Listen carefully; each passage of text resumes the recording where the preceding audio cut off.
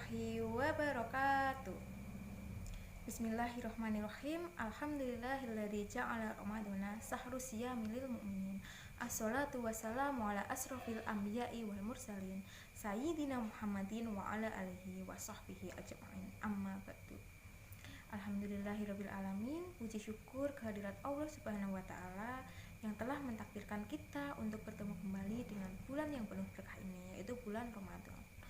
Semoga bulan Ramadan tahun ini dapat kita manfaatkan sebaik-baiknya dan menjadi sebab kita untuk dapat meraih ridho Allah Subhanahu wa taala. Amin.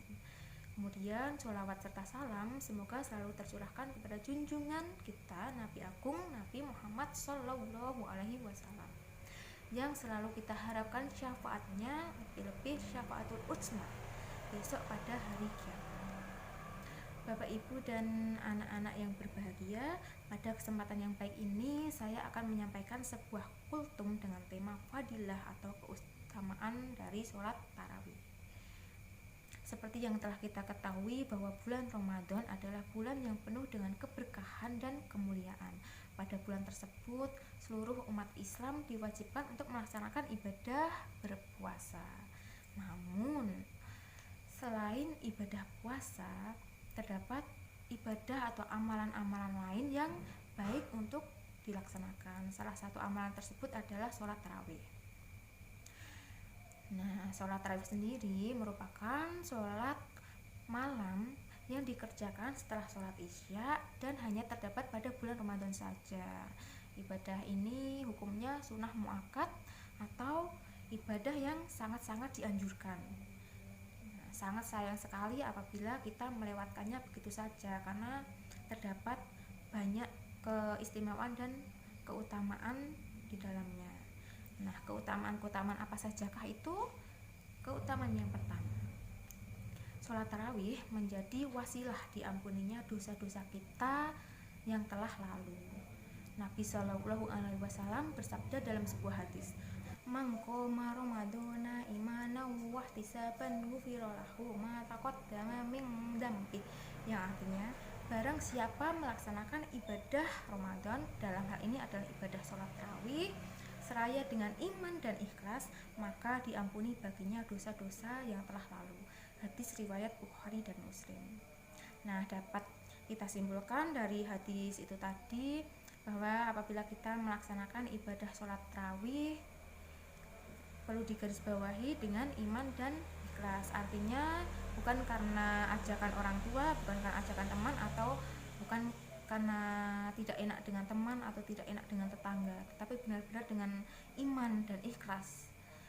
Benar-benar hanya ingin mendapatkan ridho dari Allah Subhanahu wa taala. Insya Allah dosa-dosa kita yang telah lalu akan diampuni oleh Allah Subhanahu wa taala. Amin. Bapak, Ibu, dan anak-anak yang berbahagia, kira-kira kita ini punya dosa apa tidak? Kira-kira kita pernah berbuat salah apa tidak? Nah, pasti bukan pernah lagi ya, tapi sangat pernah. Selama kita masih bisa bernafas, maka kita akan selalu beriringan dengan dosa. Kita akan selalu beriringan dengan yang namanya kesalahan. Ibarat tidak ada gading yang tak retak, tidak ada jalan yang tidak berlubang. Begitu pula tidak ada manusia tanpa dosa, benar? Maka sudah sepantasnya, sudah seharusnya kita selalu berusaha bagaimana agar dosa-dosa kita tersebut diampuni oleh Allah Subhanahu wa taala. Dan beruntungnya saat ini kita sedang berada pada bulan Ramadan, bulan yang penuh dengan ampunan.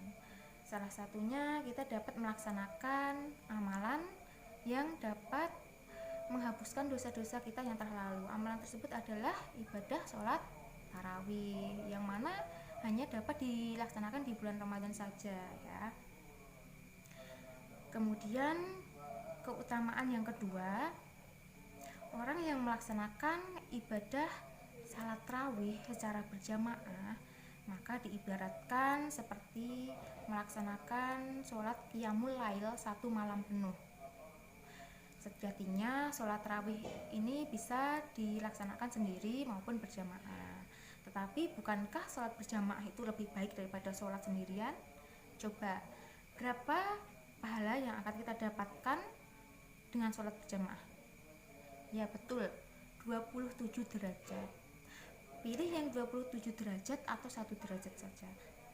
Nah, pasti pilihnya yang 27 derajat.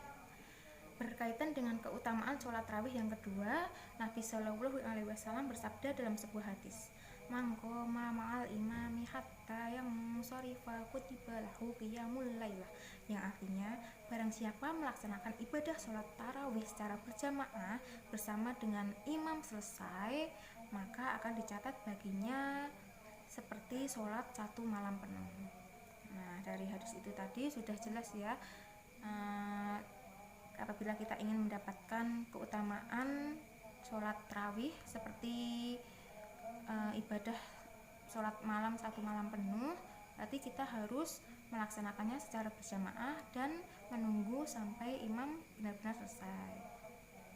Karena sering terjadi apabila sholat tarawih di masjid, berjamaah di masjid, imam belum selesai, banyak yang sudah pergi meninggalkan masjid. Nah, jadi kalau ingin mendapatkan keutamaan yang kedua ini, harus sabar, harus benar-benar menunggu imam sampai benar-benar selesai.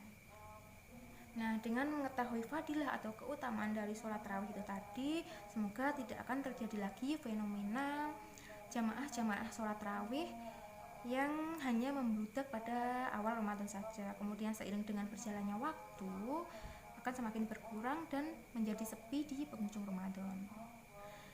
Demikian kiranya yang dapat saya sampaikan.